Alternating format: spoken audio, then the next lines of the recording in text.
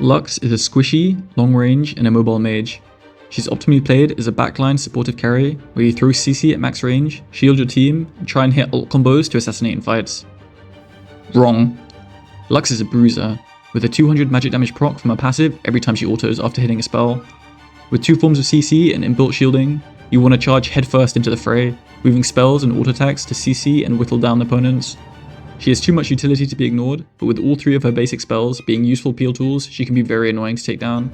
A strong ranged lane bully with incredible wave clear and high damage throughout the game, while building almost entirely defensive items, here's how to play Kirby's Kitchen's latest dish, Tank Lux top lane.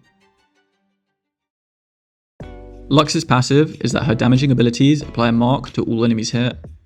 Auto-attacking, or ulting, the target again, will detonate that mark to deal solid extra magic damage.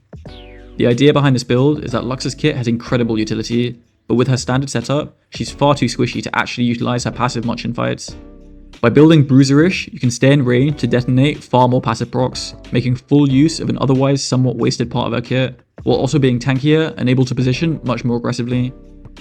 Utilizing Lux passive is basically giving her an extra spell compared to a standard Lux build, and you'll quickly notice your damage feels significant throughout the game, even without AP. For runes, we want the strongest early game possible. Lux's kit is going to carry us late game, with non-stop roots, slows, and passive procs. But to get there, we want a fist early game, taking Grasp, Shield Bash, and Scorch for disgusting damage with short E auto trades. Bone Plating or Second Wind depends on the matchup, with Overgrowth and Mana Flow giving free stats. Take the attack speed shard, since autoing for our passive is a core part of this playstyle, and finally 1 flat and 1 scaling HP. AP is not needed whatsoever in runes, as all the damage we'll ever need will come from spell procs, base damages, and the Liandry's burn. This brings us onto items. The core build is basically similar to an Udyr, Liandry's into tank. Despite nerfs to its stats, Liandry's is still extremely overpowered with its Torment and Suffering passives. I think this is proven by it being one of the best items right now, even on Yorick, a champion where the entire AP of the item is wasted, but the passives are so strong it's worth building anyway. Early game is Doran's Ring start into first placing for a tier, solving our mana issues for the entire game. Rush Liandry's Torment, with the 70 AP still being useful as it also helps giving our E enough damage to clear waves. After this, upgrade tier into Winter's Approach for an extremely cheap HP boost and a shield whenever you hit Q. These first 2 items are your core, and you'll take these every game. Past this, the build becomes flexible, with tank items buildable depending upon game state. When you need armor, take Unending Despair versus melee heavy comps, and Dead Man's Play versus ranged comps. When you need magic resist, Spirit Visage is normally the best option. The last item will be Zhonya's if the stasis is valuable, Jack Show if you need mixed resists, Randuin's or Frozen Heart versus heavy auto attackers, or Arcanic Rookern versus full AP comps. For boot options, I'll go Plated Steel Caps if they have high value, and Swiftness Boots if not. I believe these 2 boots are so much stronger than all the other options right now, there's never a reason to go anything else.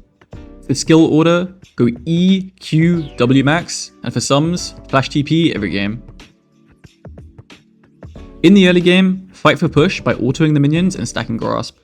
Short trades with E auto are extremely strong, and you can often get full control of the lane at level 1. Continually build slow pushes and poke the enemy out under their turret. If they try and engage on you, drop E in yourself for the huge slow and don't reactivate it until they're right at the edge. Remember to ward. While extremely strong 1v1, your tankiness comes from items, and if you don't make an effort to track the enemy jungle, it's easy to die and throw your lead. When you need to base, E-ult the wave and you're good to go. Lux's wave clear is crazy, and make sure to abuse the low cooldown on her ult. In mid and late game, clear side lane waves with E and look to group with your team for objectives. You can posture very aggressively, and you don't need to stay in the back line. Liandry's makes E poke hit hard at all stages of the game, while landing Q can easily combo with ally CC and lead to game winning picks. Try to always auto in between your spells to get the maximum amount of passive procs. For example, Q, auto, E, auto.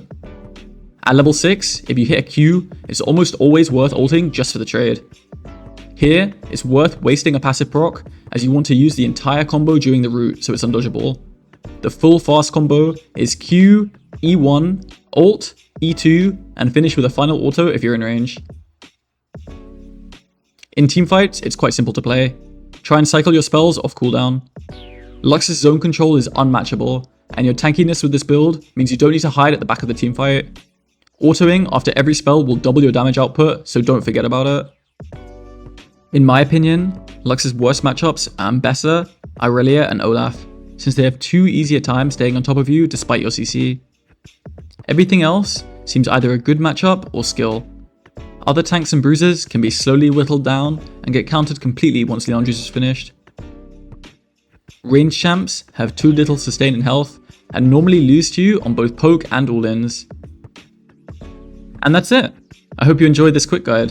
If you have any questions, feel free to leave a comment or ask me over on my Twitch TV livestream. If you enjoyed this off-meta content, consider liking or subscribing as it's infinitely appreciated. Other than that, have a great 2025 and see you guys in solo queue. Peace.